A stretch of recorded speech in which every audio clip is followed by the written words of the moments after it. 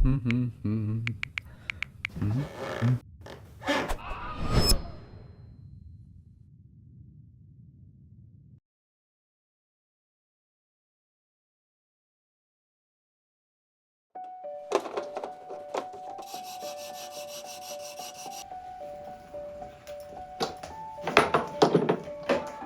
атым Мұрат Габдусалимов. Негізгі маманым нефтяник. 23 жыл болды. Одан таспайды. Осы мына хобби негізі. Жай, садақ, қорамсақ деген оқ ату, оның бәрі хобби. Оның бастағаныма 10 жылдай болды. Қазақстанда в первых рядах дегендей. Сосын жарыстарға қатысып бастадым, халықаралық жарыстарға. Сосын бер жағына кішкене біздер Қазақстанда жарыс басталып кетті.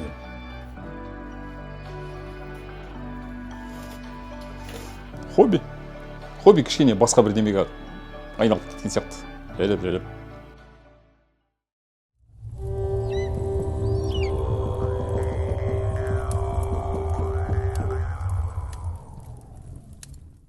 Бірінші бастағанда бәрін үйден жасадым ғой.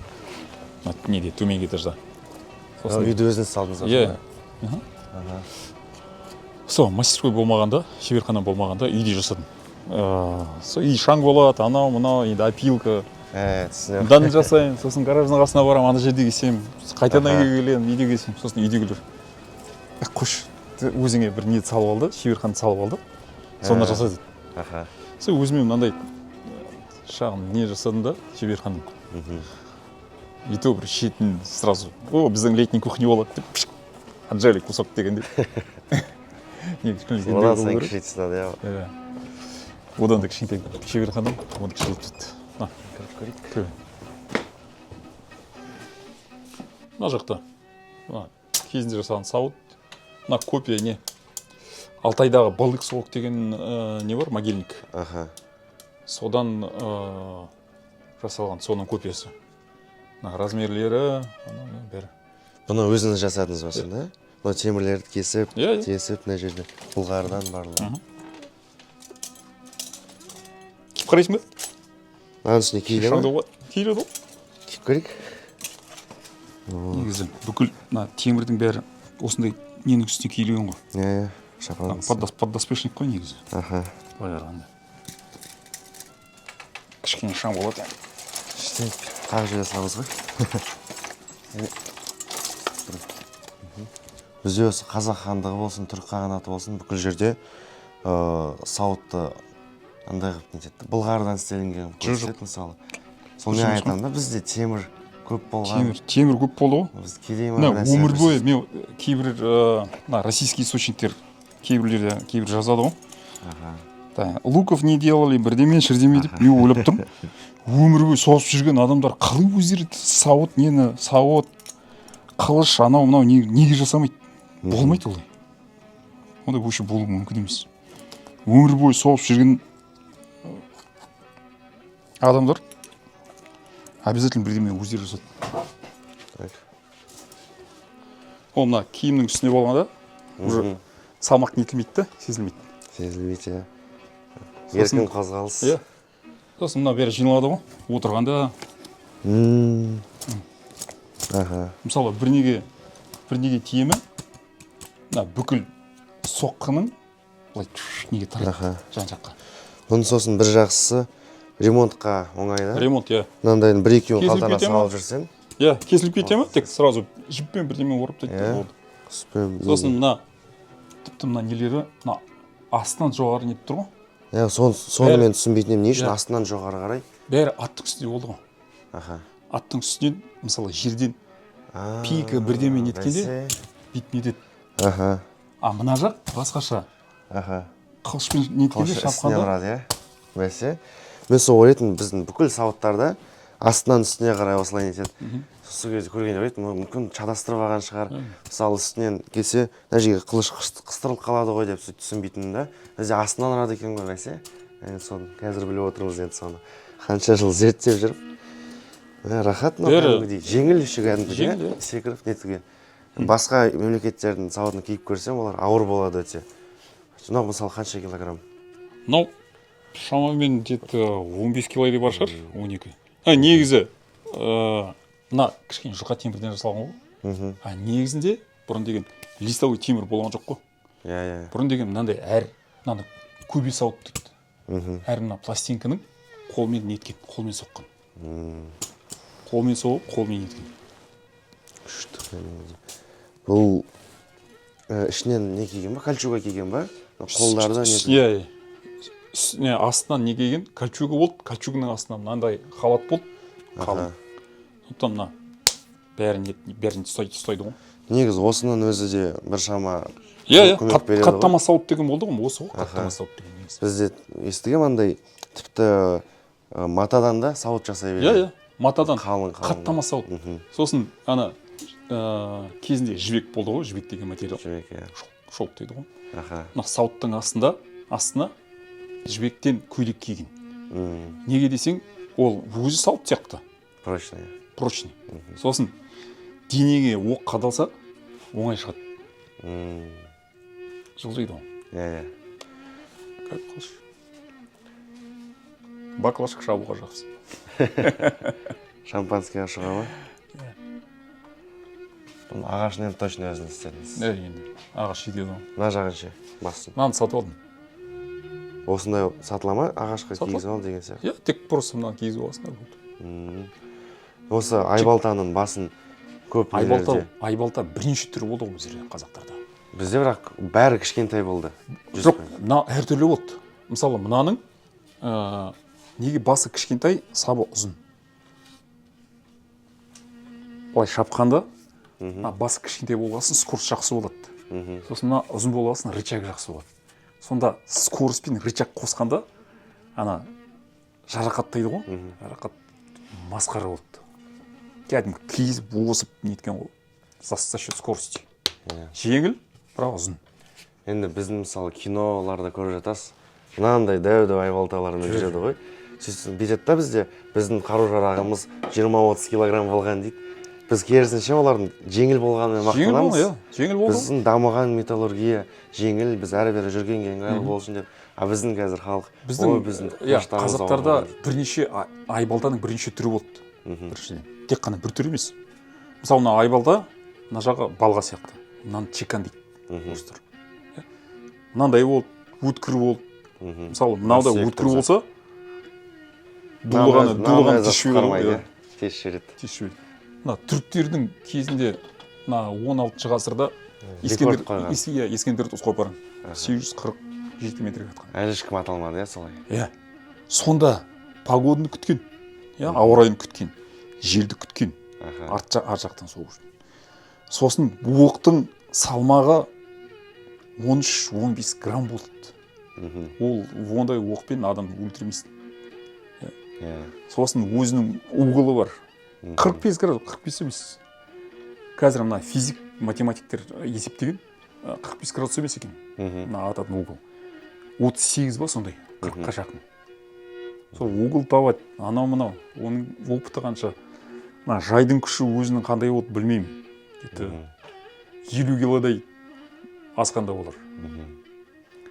Соның бәрін қосқанда рекорд болады. Ал егер мынандай, мысалы, обычный кәдімгі оқпен атқанда, мысалы, мынаның салмағы шамамен 30 граммның үстінде.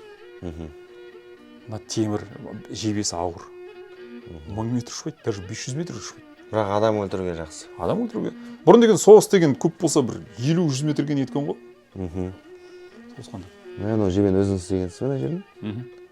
Кәдімгідей сіңірме орағасыз. Қандай жер тұрған? Бәрі солымыз жасаған. Опа, мына жерде қызық болып жатыр. Қарай. Бұндайды енді әлі үшін өз көзімен көрмеппін. Ол бізге қызық. Ал өзіңіз айтып жіберіңізші, мынау не үшін? Айшық қой. Мына айшық аңға қолданған. Несімен жақсы бұл? Ол деген теріні нетеді. Былай құсқа, анау-мынау. Сосын мына қоз жауырының бір түрі ғой. Жалпақ. Мына тек қана бір шеті өткір. Ашық жерлерге атқанда босып шығады. Сондай андай рваный дейді ғой. Сондайға. Сосын кейбіреулер айтады, жіпті кесуге, анау. Мен сол естіген жіпті кеседі деп. Бірақ қай жердің жібін кеседі? Қай жердің жібін кеседі? Сол ғой. Аңға арналған не ғой? Сосын кубибузор деген мынау. Неге, кольчуға қарсы? Е, мынаған. Кубибузор осы ғой. Сауытбузар дейді. Е, міне. Мынау. Өткір біз сияқты. Бірнеше қыры бар. 4 қырлы, 3 қырлы болды. Мен өзім сақ дәуірінен келген 3 қырлыларын тапқанмын өзім. Далада жатады, Алматы жақта. Ондай менде де бар. Мынау да бір сауытбузардың бір түрі. Мынау кәдімгі соғысқа арналған. Қолжаурын деген мынандай да болды. Осыны айтып беріңізші, мен бұндайды көрмеппін әлі. Осы ғой, мына ашық неге, ашық жерге ататын. Бетке, рваный ран дейді ғой. Мынандай жебелердің даже үлкен түрі болды. Алақа, почти алақамен бірдей. Жапырақ сияқты. Листовидный наконечник дейді ғой. Бұл оның ұшуына әсер етпей ма? Өзіңіз атып көргенсіз ба сондай мен? Атып көруге болады. Мынаның салмағы бірталай. Ұшу жағынан нормально. Просто мына неге жақсы, неге байланысты. Центровка бар ғой. Центровкасына. Сосын бұрын деген оқ негізі, оқ деген расходник қой. Ручка қағаз сияқты. Ол тек атады да. Оны іздеп жүрмейді ғой. Біз ғой қазір барып теріп алатын. Сол ғой. Бұларды қазір атып көрсек бола ма? Или сіз бұлар мишеньге атпайсыз ба? Мен мынағанда мишеньге атпаймын негізі. Бірақ болады, қызық болса. Қызық қой енді. Жеңілдеуін алайын.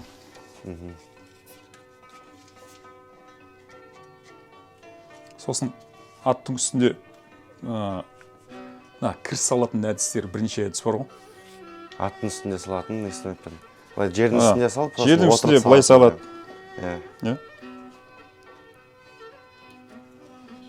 Сосын былай салады. Ол басқаша, кішкене, сәл басқаша.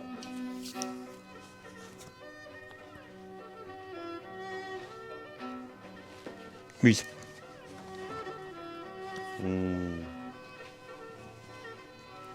Бұны мен ешкімнен көрмеппін әлі. Және мынандай да бар. Аттың үстінде отырып.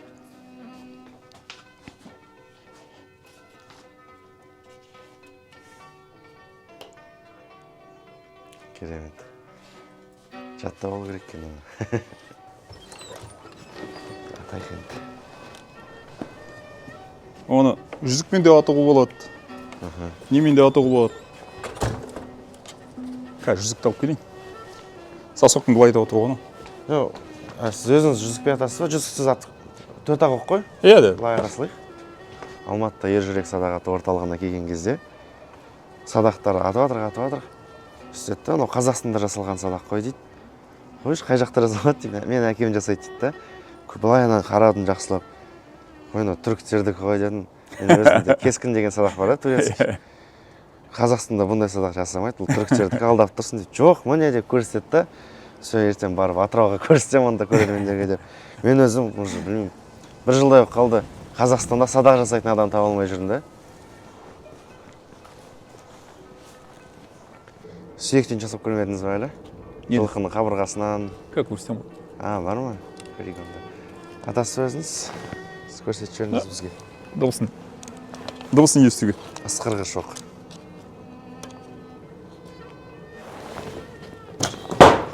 Мәсі. Ортасы ойылған ғой. Ортасын емес, шетіне ату керек сияқты ғой, е? Қайсысын атасыз? Мынау да ысқырғыш, е? Иә, мынау да ысқырғыш. Қысқа дистанция болсын, ұзын алыстан атқан жақсы.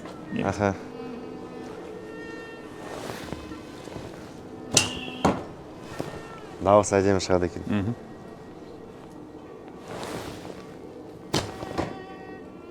Мынаны өзім атып көрсем бол ма? Болады.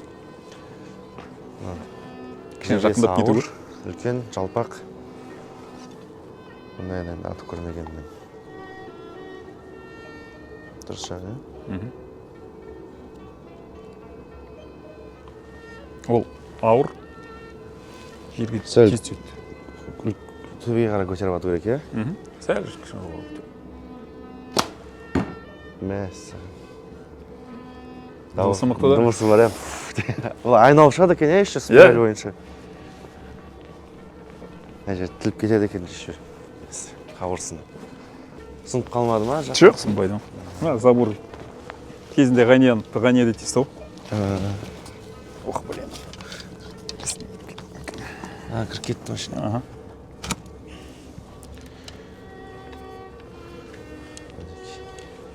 Әлі шүкір. Дым болмайды ғой. Аха. Негізі киімдеріміз де әдемі болды. Жайдың сыртына да ою салған суретпен. Мысалы, қорамсақ, садақ, бәрі әдемі ғой. Киімдеріміз, кинода көрсететін, андай серый, монохром сияқты бірдемелер. Жабайы бір кедей қылып жібере ма? Сондай. Бізде краска болмағандай. Әдемі болды, киімдеріміз әдемі болды ғой. Ескі нелерге қарағанда, ескі гравюра, суреттерге қарағанда өте әдемі болды. Жасыл, көгілдір, қызыл, неше түрлі киім. Сондай стереотип қалыптасып кетті ғой. Кірісті тартқанда бүйтіп тартамыз ғой. Бүйтіп тартқанда майсатты сырт жағы созылады, физика. Іш жағы қысылады. Сосын таза ағаш болса, егер иіні қысқа болса, ағашы созылғанда жарыла бастайды. Іш жағынан ол нетіп кетеді. Мүжіліп кетеді. Мүжіліп кетеді. Сондықтан біздің ата-бабаларымыз қалай ойлап шығарғанды мен білмеймін әлі түсінбей жүрмін. Бірақ сыртына бірінші неден жасады? Просто ағашпен сыртына сіңірді клейлеген. Тарамыс дейді ғой. Мынандайды. Мынау ағаш, кәдімгі қара ағаш. Біздің атырауда өсетін. Сыртынан неге клейледім? Сіңірді. Сол мына атқанда сырты қысқа болғасын, сырты созылады да. Бірақ мына сіңірдің күшімен нетпейді, жарылмайды. Уже бер жағында зерттеушілер бар ғой. Сіңірдің күші созылуға ағаштан 4 есе не екен? 4 есе көбірек. 4 есе көбірек ағаштан көрі. Ал мүйіз қысылуға ағаштан 2 есе қатты. Сондықтан мына іш жағынан мүйізді клейлеген. Бірінші мынандай болды, бірінші варианттар. Сосын жайлап неткесін, физиканы бәрін түсінгесін, мүйізді клейлей бастайды. Сол. Шыны керек, мен бірінші рет өз көзіммен көріп тұрмын, осындай садақ. Мынау сіңір? Жайды, жай. Сіңір, іш жағы, мүйіз. Ортасы ағаш, белі? Мынау сүйек. Бұл сүйек пі? Бұда сонда 1 грамм ағаш жоқ па? Жоқ, ағаш негізі адырнасы дейді ғой, фундаменті, ағаш. Екі жағынан осылай келеген. Мынау сияқты. Мынау сияқты, тек мынаған не қосылған? Басы қосылған. Жұмыс істеп тұрған садақ па қазір? Оны клейлейдің да, оны ашу керек. Міне, әлі ашқан жоқ, қол тимей жатыр. Ашу деген ол не? Ашу деген оны жайлап атуды үйрету керек. Оны қыздырады. Сондай бар ма? Оны мынаны клейлегенде мынандай болды. Түзу болды. Сіңірдің күшімен ол кейін қарай тартады. Неге десең, сіңірді, қазір сіңір қандай екен көрсетем. Кепкен сайын кішірей беріп, былайына тартылады. Ол тартылады. Мынаны клейлегенде сулаймыз ғой, сіңірді, клейге, желімге. Сосын кіші ол созады. Клейлегенде клейлейміз, тараймыз, анау-мынау. Сосын кепкен сайын ол қысқара береді, ағашты өзімен қарай тарта береді. Негізі бұлай, тіке болды. Мынау жерде мүйіз ба? Мүйіз. Ортасында мінеке ағашы бар, сыртында мүйіз. Сіз осындай енді ататынан жасап көргенсіз бе өзіңіз? Біреуін жасадым да, ол сындырып алдым. Негізі біз жоғалтып алдық қой, баса дәстүр жоқ, бар. Қазір бар жігіттер жасап отқан. Бар ма? Бар. Алматыда Алмас Сүлейменов деген жігіт бар. Соларды енді танымаймыз ғой. Зорға тауып жатыр ғой, сізді кездейсоқ тауып алдық. Әлі білмей жүретін едік мысалы. Мүйіз деген мынау. Бұл ненің мүйізі? Буйвол. Азиатский буйвол дейді ғой. Мен ойлағанмын, ол тау текенің ба бір нәрсені мүйізбен істейтін шығар деп. Одан мүйізді екені көрініп тұратын садақтар ше? Ол сувенирден. Өтірік садақтар ғой. Сувенирка ғой. сосын сіңір деген аяқтан түсіргенде мынандай болады. Аха. Сосын оны талшықтайсыз, кәдімгі талшық. Иә, оны балғамен ұрып, балғамен соғысында тарамыс жасайды, тарайды. Іші мынандай. Мынау сіңір. Осындай, жылды сіңір. Шаш сияқты. Не? Шаш болғанда мақтау. Иә, сіңірден кірістеді жасады, былай тоқып. Мына жерлерін көрді. Нағанда ораған, неге клейлеген. Сосын мынадан жіп жасаған кезінде. Клей дегеніңізді мен ойлап отыр ғой, момент па бір нәрсе шығар деп. Мынадан пісіріледі ғой. Мына балықтың торсылағынан немесе мындан. Мынау өзіңіздің фантазия ма? Жоқ, бұл фантазия емес. Қалқан. Тоқылған қалқан деген болды кезінде. Ол нелер бізде бар. Как көрсетейін. Мұндайды шынын айтсам, әлі ешқай жерде көрмеппін, тоқылған. Бұл сонда... Простой қалқан, мынандай. Неден жасалған? Ротанг. Кәдімгі құтқара ма, неден? Иә. Оқ, неден? Оқтарды күшті ұстайды. Мынадай қалқандар көрсетсем қане шыққан. Темір ма бұның? Жоқ. Мен неден жасаймын? Ротанг. Терінің астында тұр ғой, бұл виток. Аха. Содан. Кезінде неден жасалған? Ши, анау, иә, сондай бірдемен гибкий нелерден. Мынаны күші, ол, во-первых, жеңіл болады. Темірден жеңіл. Жеңіл өте. Және не? Мықты. Оқта анау ұстап қалады кәдімгі. Қай халықтар қолданды, қай ғасырда? Мына алтын ордадан бастап, даже одан да бұрын. Айтып тұр ғой. Дейді біздің нелеріміз 16 ғасырға дейін мынандай қалдықтан қолданған. Ал Еуропада поляктар осындай қалқандарды дейді 18 ғасырға дейін ұстап жүрген. Оларда да біздер қалқан дейді ғой, оларда қалқан дейді. Мынау кесек қап. Бұрын деген немен жүрген ғой, көшпенді қалып қолғасын. Бәрі билікте болды. Пышақ, садақ, бәрі. Сол мына кесек қапта билікте болды. Кесеге арналған чехол былайша айтты. Иә. Ішінде кесесі болды. Ішінде енді қазір кесе жоқ. Кесе жоқ қойды. Кесе қап деген негізі ондай дәу болмайтын бе? Сіздікінен де миниатюрный екен да? Кесе размеріне байланысты ғой. Жоқ, мына қараңыз, сіздікінен домалақта. И сыртында мынандай несі болатын еді ғой, дәу. Жоқ, ол әртүрлі болды ғой. Егеліп қоятын ше. Үлкен кесеге не еткен. Мынандай да болды, жалпақтау да болды. Мен сыртынан қарасаңдай бас киім сияқты екен, кішкентай балаға арналған. Сізге сұрағым бар. Сіз өзіңіз мұнай саласында жұмыс істейсіз. Қалай барып келіп бар ғой, вақты ғой. Вақтымен. 2 апта. Аха. Бұның барлығын сонда не үшін жасап жүрсіз жалпы? Өзім үшін ғой. Өзім үшін болғанда демаласыз, иә? Иә, демалам. Және қызық қой. Ол бір жағынан негізі мен шынымды айтсам, мектеп оқығанда тарихты жек көрдім. Мен де дәл солай болған негізі. Мектепте тарихты оқыған жоқ. Сол жерден программасы жек көргізетін сияқты өзі бар ғой, тарихты. Біздерде мына класс жетекшіміз неден берген, тарихтан берген. Бір жақсы нетпек қой, жамандап қойайын. Ұнамады мектепте тарих. Сол, иә, ұнамады. Мектептегі тарих ұнамады маған. Сосын уже бер жағында мына нелерді тектеп бастағасын, қандай болды, түрлері қандай болды, садақтың түрі қандай болды, қорнапсақтың түрі қандай болды. Не үшін жасады, бүйт, анау, мынау. Шамамен қай жылдар ұнай бастады сізге осы? Тарих па?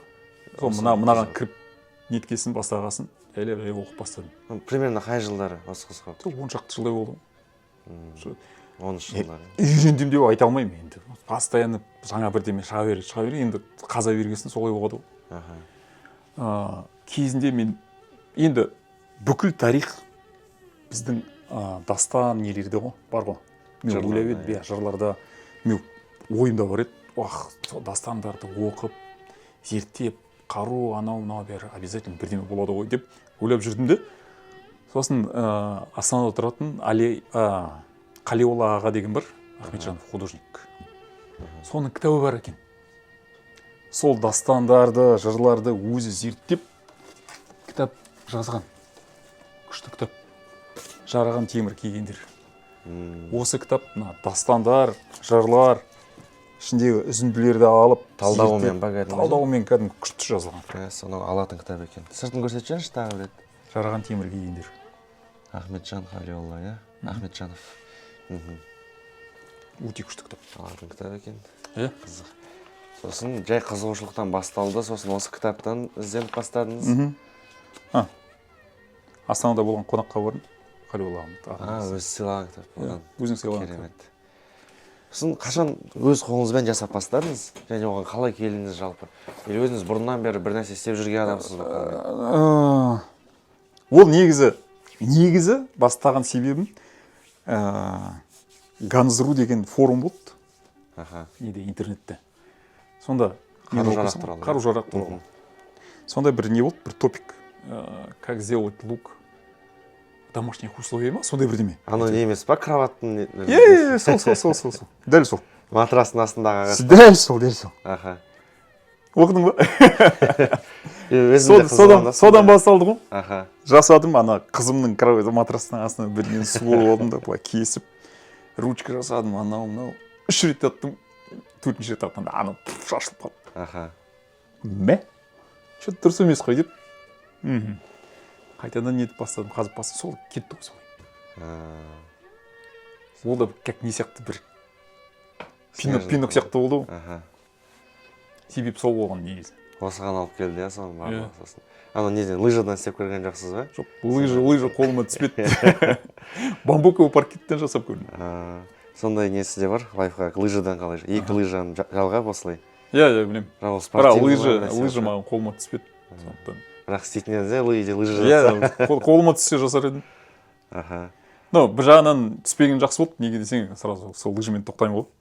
Ол өйткені жұмыс істейтін садақ шығады одан кәдімгідей. Былай енді лыжа қолға түспегесін зерттеп бастайсың, қандай материалдан жасауға болады, қай ағаштан жасауға болады, қай ағаш пайдаға асады, қай ағаш пайдаға аспайды. Сосын жасап жүрген кісілердің кеңестерімен ең бірінші бастап жасаған мына тұтас ағаш бар ғой. Бір тұтас ағаштан жасаған жақсы. Неге десең, бір тұтас ағаштан жасап бастасаң, бүкіл жайдың жұмыс істейтін физикасын үйренесің. Ол ағаш қой. Ағаш болғасын, сырт жағы айтып тұрмын ғой. Сырт жағы созылады, іш жағы қысылады. Іш жағы қысылса жылып қалады дегендей. Значит, кейбір жерлерін жұқарту керек, кейбір жерлерін майыспайтын қылып қалдыру керек. Мысалы, бел жағында, бас жағында. Сосын тиллер деген бар. Тиллер деген ана несі, равномерно майысу жайдың, иіндердің. Соның бәрін үйрететін негізі бір тұтас ағаштан жасаған. Ал қазір енді, мысалы, садақ жасадыңыз, керемет садақ шықты, сізде? Сіз арманыңызға жеттіңіз. Енді сіз садақтан басталды дедіңіз ғой. Садақ сізде шықты, атып жүрсіз, күшті жарысқа да қатысып жатсыз, әрі қарай енді қаншама басқа нәрсе істеп жатсыз ғой, қалқан, сауыт, анау-мынау. Оның бәрі. Оған қалай кеттіңіз? Оның бәрі жарыстан басталды ғой. Ең бірінші жарысқа бардым ғой, Түркияға. Сонда біздерге кәдімгі міндетті түрде үстінде ұлттық киім болу керек деді. Жақсы шарт қой? Иә, жақсы шарт қой, күшті. Тіктіріп, анау-мынау. Сосын 2014-те ең бірінші жарысқа мен 2015-те бардым. Бүкіл жарысқа қатысқан нелері ғой. Қалай еді? Бейджиктер, иә. Қазір нені тауып алайын. Міне. 2015-тегі. Басында дулыға болды. Керемет. Осы киімет. Сосын жігіттермен танысып, кәдімгі серьезно нететін, зерттейтін жігіттер бар ғой. Орта ғасырлық нелер киімді, анау-мынау. Бізге қарады, жігіттер, сендер не себесіңдер? Қазақсыңдар ғой. Киімдеріңе дұрыстап нетпейсіңдер ме? Мынандай болу керек, мынау болу керек, белдік болу керек, бас киім болу керек, анау-мынау. Мынау деген әлі көп қой қазатын.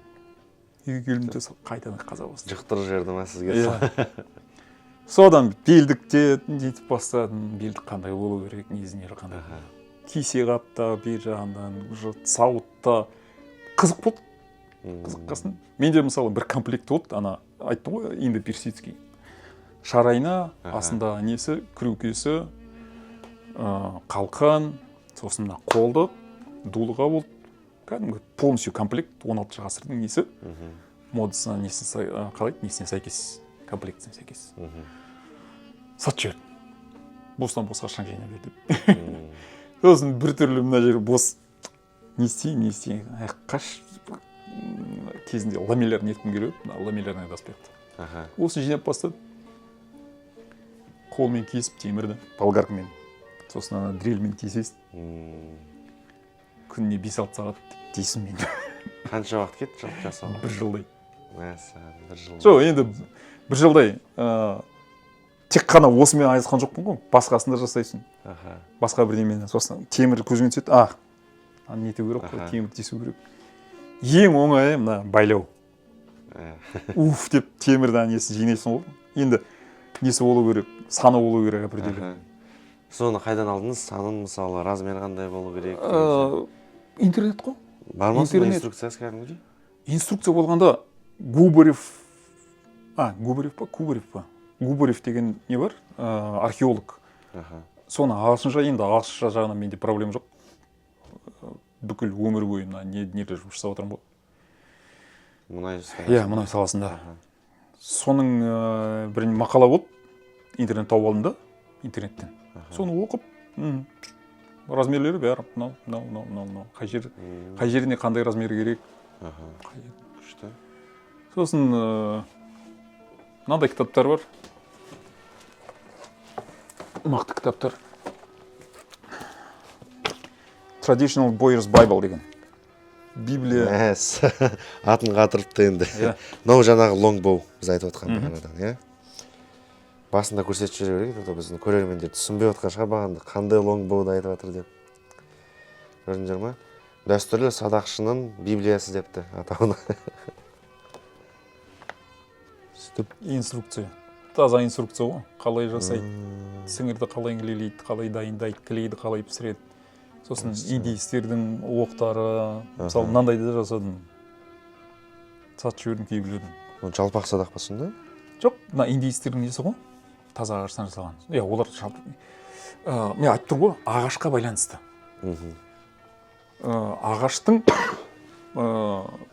Ағаш қатты болу керек, бірақ өте қатты болмау керек дегендей. Бірнеше том, иә сонда? Негізі тағы 5-ші том шықты, оған дәл қолым жетпей жатыр. Ал рахмет сізге, Мұрат ағай. Рахмет, сізге рахмет. Мен негізі өте қуаныштымын. Осындай сіздің бар болғаныңыз бар ғой, жай ғана мен Алматыда жүріп естіген кезде қатты қуандым. Точно барып түсіреміз деп. Өте керемет мынандай жердің бар екені. Енді тілегім тек қана осы дами берсін алға қарай. Біздің садақ Түркияда да, Америкада да бүкіл жерде Ағатай садақ деп Қазақстаннан келгенде бәрі қолдан жүрсін мақтап. Айтқаны келсін. Рахмет сізге. Дами беріңіз. Сіз туралы ести берейік алды уақытта. Рахмет.